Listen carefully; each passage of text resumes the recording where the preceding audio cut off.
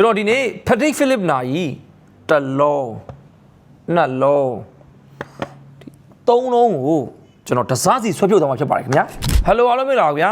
Patek Philippe သုံးလုံးကိုတစားစီဖြုတ်မယ်ဆိုလို့ဟိုဘက်ဒီဘက်နှစ်စားဖြုတ်ပြီးကျွန်တော်ကကျိုးလဲကြမှာဖြစ်ပါတယ်ဒီနေ့ကတော့ဒီသုံးလုံးကိုပေါ့နော်သုံးလုံးကျွန်တော်ဟာမဟုတ်တော့ကျွန်တော်မွေးနိုင်သေးဘူးပေါ့နော်ဒါကျွန်တော်တငယ်ချင်းဟာလည်းပါတယ်ကျွန်တော်တငယ်ချင်းကတော့ဒီကျိုးလေးကိုသူ့ကိုဖြုတ်ပေးပါဆိုလို့ကျွန်တော်ကလည်းလိမ္မော်အောင်လဲမယ်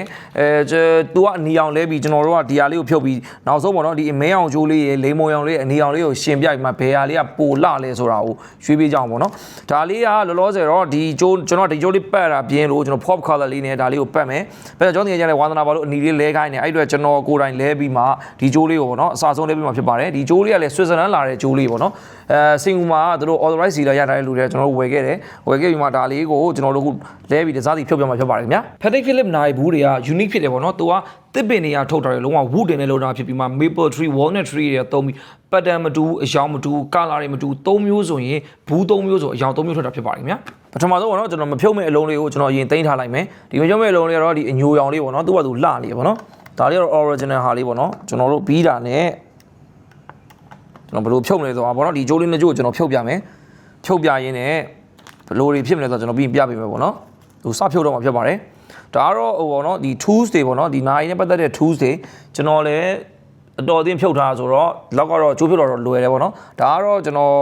အထက်က screw လေးပုံးတော့မှာဆိုလို့ကျွန်တော်တိတ်လေးနဲ့ပတ်ထားဖြစ်ပါတယ်ပြီးရင်ကျွန်တော်အထက်ကဖြုတ်ပြမယ်ပေါ့နော်ဒါတွေအကုန်လုံး okayပြီးသွားပြီပေါ့နော်ဒါပထမတစ်ချိုးပေါ့နော်ဒီဟာလေးကတော့လိမ်မော်ရောင်လဲကျွန်တော်ဝတ်ဖို့ဟာလေးပေါ့နော်ညူရောင်လေးဝတ်တာမျိုးကျွန်တော်လိမ်မော်ရောင်လေးဝတ်ထားတယ်ဟိုနောက်တစ်ချိုးဖြုတ်ပြမယ်ပေါ့နော်နောက်တစ်ချိုးကတော့အနီရောင်လေးဖြစ်ပါတယ်โอเคပြီးသွားပြီပေါ့နော်ဒီဟာလေးကတော့အနီချိုးလေးဖြစ်ပါတယ်ခုနကကျွန်တော်ဟာလေးတော့လိမ်မော်ချိုးလေးဒါတော့ကျွန်တော်ငယ်ချင်းအနီချိုးလေးပေါ့နော်ဒါလေးကတော့အမဲချိုးလေးပေါ့နော် original ချိုးလေးပေါ့နော်ဒီချိုးလေးကဝဲရတာပြင်းတာလို့ကျွန်တော်ဝါချိုးလေးကိုလဲလိုက်တယ်ဟိုလို vibe ကို2မျိုးဝတ်လို့ရတာပေါ့နော်ဒါတော့ဒီမှာနေပေါ့နော်ကျိုး3ကျိုးလဲလိုက်တာဖြစ်ပါတယ်ဒီ3ကျိုးထဲမှာဘယ်ဟာလေးကိုသဘောကျတယ်ပေါ့နော်